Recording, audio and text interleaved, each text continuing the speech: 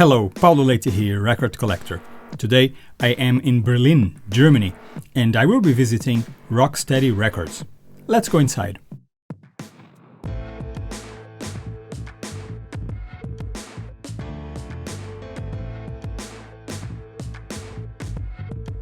Rocksteady is not one of those big record shops. It's more like a boutique record shop. It is well curated, which means it has a nice collection. The front room contains mostly its rock pop section. Starting here, it goes all the way on these displays, up to here. So let's see what they've got. Starting with True North 2022 by Aha. This is their latest studio album, but there is also Moon Safari 1998 by Air. This is a French first pressing. Very nice. Stories of Johnny 1985 by Mark Almond. Hideaway 1976 by America. This one was produced by George Martin. In No Sense, Nonsense 1987 by The Art of Noise. This album is textbook to late 80s British pop sounds. And it's funny that, to me, it also sounds very James Bond. I can clearly pick up elements from Duran Duran's A View to a Kill or Aha's The Living Daylights. Am I the only one here? Veloute 1984 by Julian Lennon. Here's an album that needs to be reassessed.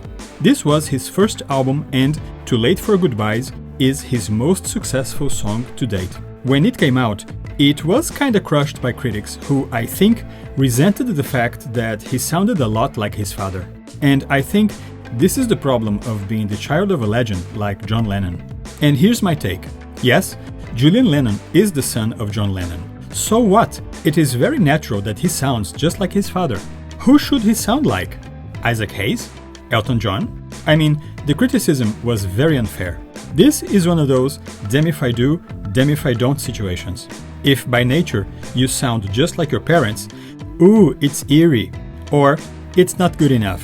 And if you try to deviate, oh my god, the legacy, or it's not good enough. Oh, Journey 1973 by Kingdom Come. Here's another album that needs to be rediscovered. I have always admired them. They only lasted 3 albums that didn't sell much, and they were gone by 1974. However, they mixed prog rock, folk music, and lots of avant-garde. Sounds great? Yes, but there was a problem. They sounded great in music festivals, where everybody was high, but at home, without the drugs, their sound was kinda difficult. That posed another problem. Nobody knew how to classify or promote them. After all, they sounded like nobody. Plus, they were unable to produce a single that sold. Try this album and let me know what you think.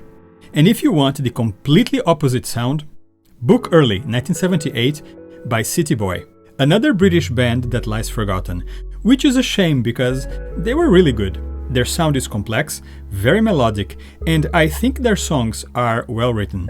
Sometimes they sound like the Canadians Pilot, sometimes America, and sometimes Queen with very complex vocal parts. And maybe that was their problem. They couldn't excel in a very crowded 70s commercial landscape. Rio 1992 by Duran Duran. Beautiful cover illustration by Patrick Nagel and design by Malcolm Garrett. I would hang this one on a wall. Oh, Reality Effect 1979 by The Tourists. Annie Lennox and Dave Stewart were members of this band before they formed The Eurythmics.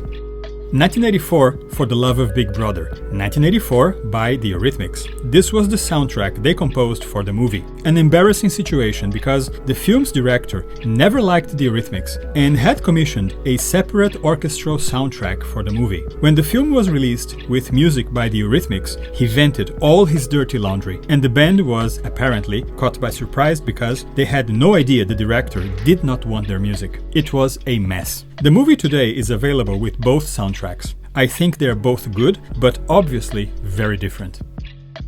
Oh, Reproduction 1979 by The Human League. This was their first album. Surrealistic Pillow 1967 by Jefferson Airplane. You're my plastic fantastic lover. Touch the Sky 1979 by Carole King. A lot of people did not like this album when it came out. I think it's very hard not to like Carole King's beautiful songwriting. Oh, this is nice. Tonight, Let's All Make Love in London, plus 1991 by Pink Floyd. This is a sampler from the soundtrack of the 1967 movie. It contains full-length versions of Interstellar Overdrive and Nick's Boogie. Actually, the film is lots of fun to watch. Well, maybe not for millennials who will be depressed to see that their grandparents had much more fun than they will ever dream of, and dressed way cooler. Behavior, 1990, by the Pet Shop Boys. I love this record. To me, it's their best, and one of the best albums from the 90s. Beautiful clear vinyl edition of Stop Making Sense, 1984, by the Talking Heads. When I was a kid, I didn't like them, but as I grew up and started to understand music more, I found myself loving them. Today, I am a convert.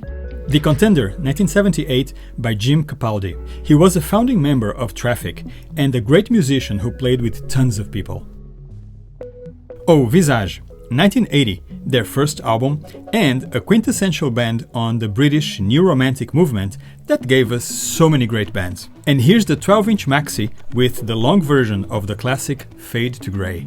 And here's The Damned Don't Cry, 1982. You know, to me, these are the most beautiful vinyl albums that exist. I mean, if you enjoy vinyl as a format, and I think we all do, these babies are gorgeous. Look at all this dead wax. It must take half an hour for the needle to get to the very end loop. Unless you are a collector, you don't see many of these often. I think this is one of the things that drive people to vinyl, the many signatures of the format. Although I am primarily a CD guy, I absolutely admit, vinyl is lots of fun. Precisely because of these signatures. And what do I mean by signatures? I mean the many peculiarities and imperfections that are unique to the format, that in many cases were supplanted or rendered obsolete by other formats, but remain true to that format. Yes, compared to vinyl, cassettes and CDs can feel and look a bit dull. Yeah, this is very nerdy stuff. Oh, trust me, this will never get you laid. The lacquer matrix, the mother number, when they put the matrix number upside down, all these are human interventions, therefore there's a lot of variation that makes collecting vinyl fun. On the last video I did at Decatur CDs and Vinyl in Decatur, Georgia, USA, I was holding Eat a Peach, the 1972 album by the Allman Brothers Band. And that album contains a 33 minutes live jam session that, on vinyl, is split in half across sides 2 and 4. Yes, that's horrible. The CD has the entire 33-minute session in just one track. It is much better, but that's the vinyl signature, man, the ritual. If you are one of those who has a vintage turntable with the auto changer, you see the magic, man. Let's look at their soul funk section in the back room, which is very good.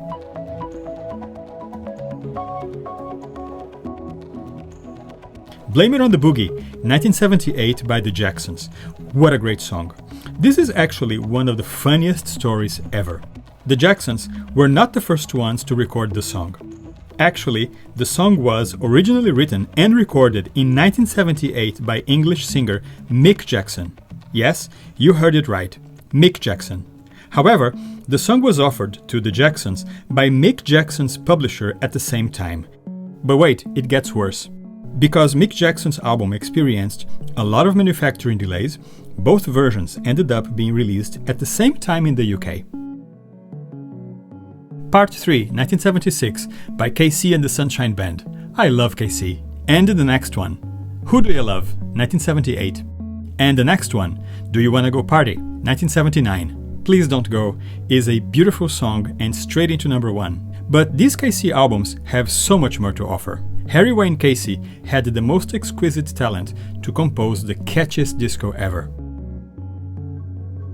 Van McCoy has always been a favorite of mine. He was a powerhouse songwriter, arranger, record producer, and singer. He worked with several artists and had access to the best musicians. He could turn Stones on the Sidewalk into a great orchestra. However, he is kind of forgotten today. I think that's because he died very young, back in 1979, at the time that disco was going out of fashion. But up until then, he was incredibly respected, and rightfully so. He was the best. Standing at the Top, Parts 1 and 2, 1982, by The Temptations, featuring Rick James.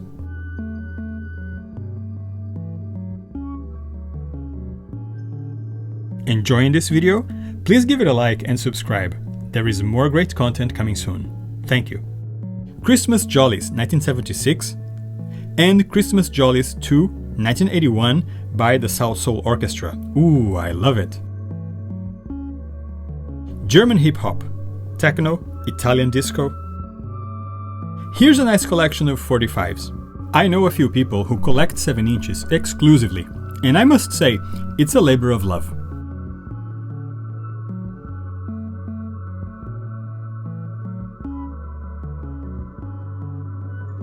Now let's move to jazz with a small Duke Ellington section. Berlin, 1977 by Red Onions and Ottilie, a German jazz band. Some nice editions in great shape. This is a French Count Basie box from 1978 with 3 LPs. Music, Martinis and Memories, 1954 by Jackie Gleason. This is one of my favorite easy listening albums ever. I have tons of Jackie Gleason in my collection. I should make a video about that. Still Harry After All These Years, 1979 by Harry James and his big band. Get this album, you thank me later. These Sheffield Lab albums were direct-to-disc recordings, meaning that they were recorded into the master lacquer, unlike the usual standard of recording into tape first. And they do sound great. This means the mixing, the cutting, everything is done live, which, if you think of it, is a very risky process. In a few cases, a tape was recorded just in case. New albums here. Small Changes, 2024, by Michael Kiwanuka. Beautiful album. But I'll go back to jazz in a minute, because going further into the back, we'll find metal. Yesterwind, 2024, by Nightwish, from Finland. This is symphonic heavy metal, incredibly well made. They are very successful, which is great because these albums are very expensive to produce. Kansas, 1974, their first album. Beautiful cover.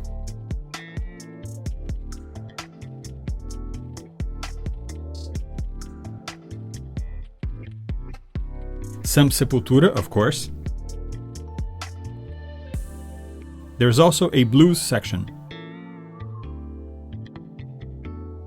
Some Taste. And Rory Gallagher, of course. Singing the Blues, 1957, by B.B. King. This was his debut LP, containing several singles he recorded from 1951 onwards. And the rest is history. And more jazz. Float Team and Blues No. 2, 1981 by Blues Bag. They only released a couple of albums that actually were very good. They were great musicians. Side by Side, 1959 by Duke Ellington and Johnny Hodges, a classic album that should be in every jazz collection. Passport to Jazz, 1978 by the Peoria Jazz Band. This was their first album, and despite their name, they are not from Peoria, Illinois. They are Swedish. La Fiesta de la Posada, 1979 by Dave Brubeck, an unusual album in his catalog, with a full choir, a beautiful Christmas music. One Note Samba 2024 by Charlie Byrd. This is a great compilation that includes 2 albums. The complete Bossa Nova pelos Pássaros, an album that I covered on a previous video. The link is at the top of your screen right now, and a few tracks from Latin Impressions, both from 1962. If you don't have anything by Donald Byrd, this can be a good entry point. Oh, Best Friends, 1976 by Cleo Laine and John Williams. Here are completely different versions of classic songs like Killing Me Softly, Wave, and Eleanor Rigby. This album needs to be rediscovered. Sadly, Cleo Laine left us very recently. This video is dedicated to her memory.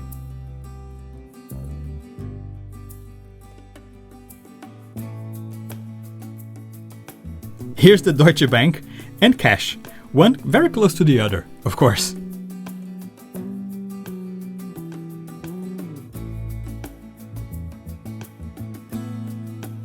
Saci Pererê, 1980 by Banda Black Rio, beautiful Brazilian funk, and Trio Ternura, 1971. They were siblings, and they were lots of fun. The format was American, but their sound is pure Brazil.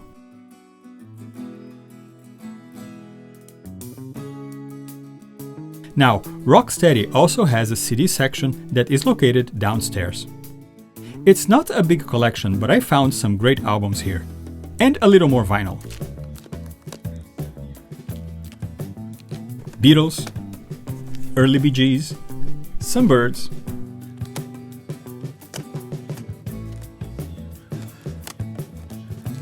Melissa Etheridge, 1988, her debut album. Free Live, 1971, by Free. A twofer from Feist. I love her voice.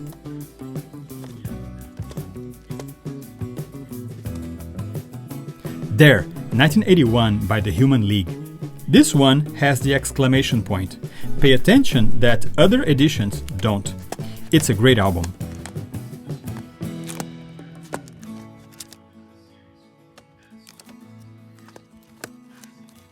The Stranger, 1977, by Billy Joel.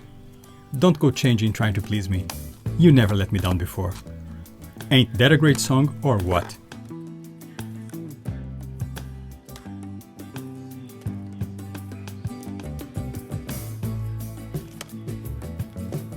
More Kansas, 1974. Song for America, 1975. Mask, also from 1975.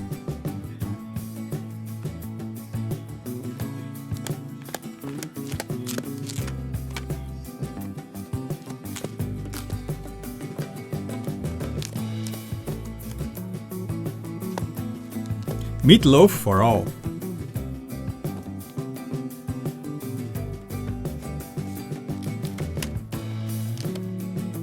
The Orchestral Tubular Bells, 1975, arranged by David Bedford and produced by Mike Oldfield. This is a lesser known but beautiful version of the famous album. I had this one on vinyl and I gave it to a friend. This is an album that deserves to be rediscovered. Outlandos d'Amour, 1978, by The Police. This one never gets tired. A twofer, GP, 1973, and Grievous Angel, 1974, by Graham Parsons. For €2. These were the only solo albums he recorded before he died in 1973. He is one of those artists who God only knows what a great career he could have had. Oh, In the Eye of the Storm, 1984, by Roger Hodgson. He was the amazing voice of Supertramp. I'm a huge fan of his work. For only €3.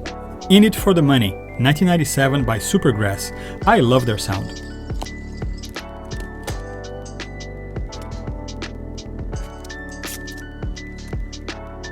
Another nice Toto collection.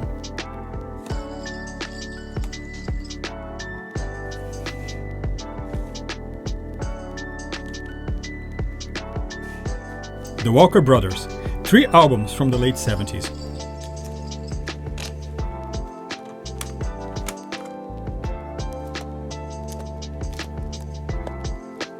Portfolio, 1977, by Grace Jones, one of the best disco albums ever made.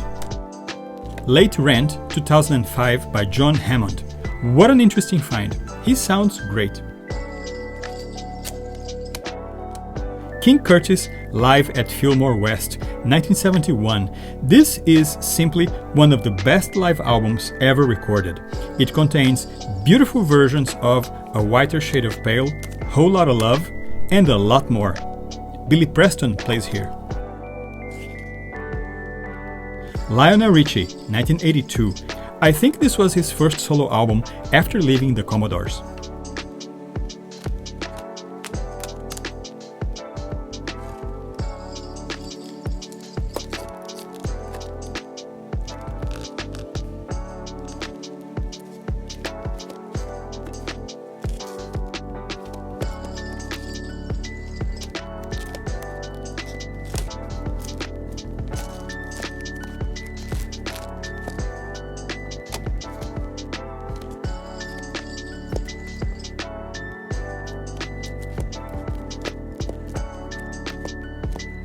Here's some European music, oldies, and cheaper stuff. I love CDs, and that's what I buy mostly these days. But going back to what I said earlier, vinyl is lots of fun. It has the patina so many of us enjoy. Its signature, the ritual. I understand why people enjoy it. I understand why people spend money on it. Oh, here's a small but very nice Seals and Crofts collection. Unborn Child, 1974. Sudan Village, 1976, and Taking It Easy, 1978.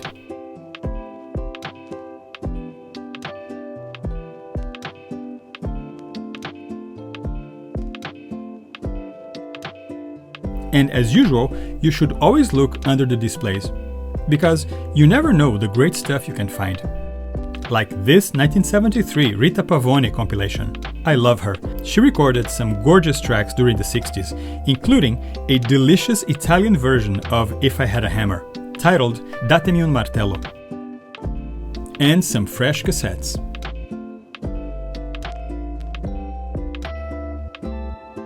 Outside of the shop, you can find CDs and vinyl for just €1. It is always worth checking.